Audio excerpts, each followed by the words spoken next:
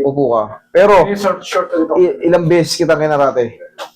One shot lang, di ba? One shot lang, pero ang laki ng pinagbago. Okay. At least, barya na lang natira.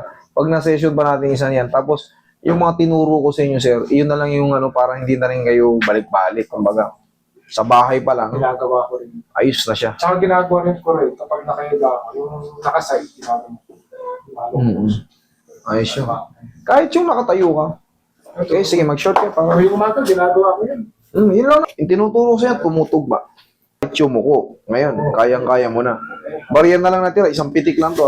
Severe din to si sir. Pero, hanapin nyo na lang po yung ano dyan, part 1. Pero, yun, sila naman nagsasabi niya na ang laki ng pinagbago. One shot. Sa akin nga, alam mo ang pangarap ko palagi. One shot delete. Yun ang pangarap ko palagi. Sana sa unang isang bitaw lang, ano na kagad. Tanggal na kagad. Kung may mga pagkakataon may natira, katulad yan, 90% daw nawala, 10%. Balik nyo lang. Parang 95 na nga lang. Parang 95 pa. Okay, relax. Tayo ka, sir. Tangkad ni sir. Yes! Okay, higang patagilid.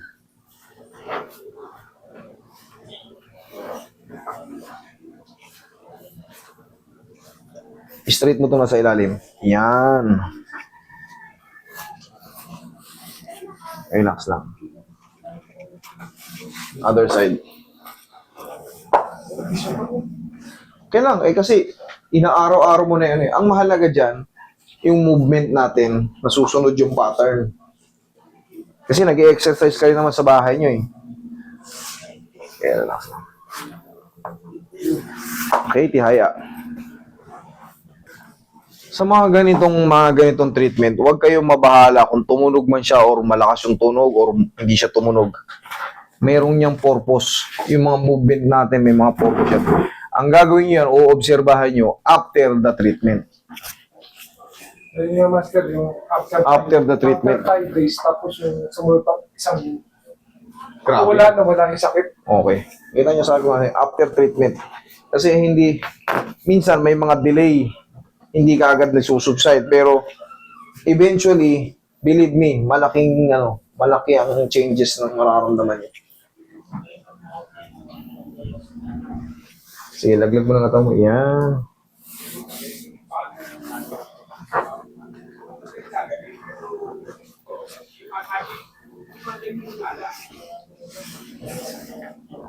Relax na.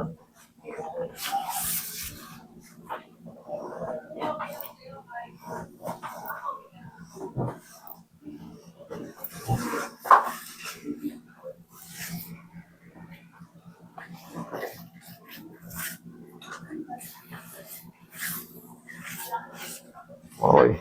Diyan ka lang, sir, ha?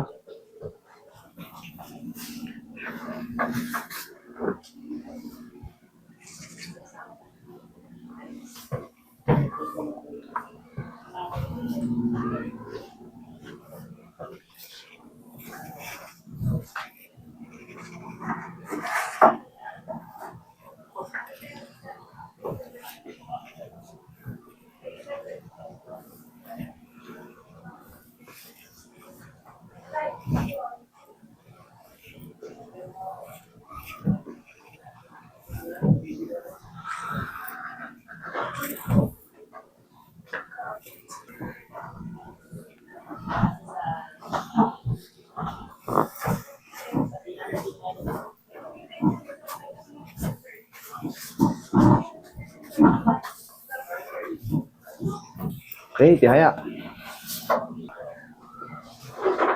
Lagi sa dyan. Yung. Relax lang. Inhale. Exhale. Sana, last visit mo na. Kita mo. Alam mo na yung magiging proseso niyan. Sundin mo lang yung unang-unang tinuro ko sa'yo. Tapos kahit pa paano, siyempre, haplos-haplos din tayo sa mga muscle natin. Doktor ko nga nagbigay sa akin ng note, part 1 ng video call. Sinunod ko sa kanya. Dok, nawala yung sakit ng anak ko. Simula lang punta ako dito sa paano ka ng phone resetting, nawala. Ano sabi niya? Hindi na siya nag-comment. Pero binigay ko sa kanya yung video. Sa YouTube. Mapapanood niya rin ulit to. Dok, sa tulong ko, sa tulong mo, siyempre, kayo ang may karapatan magreseta. Meron kasing pagkakataon hindi kaya ng gamot. May mga pagkakataon naman na hindi na kailangan i-adjust yung inflammation, anti-inflammatory. Magtulungan na lang kami. Okay? Sige po. Nangingiwi yung mukha ko eh. Naku, paano maglakad naman. Ngayon, kapag na ako, yung brisk walking, mag-brisk na lang.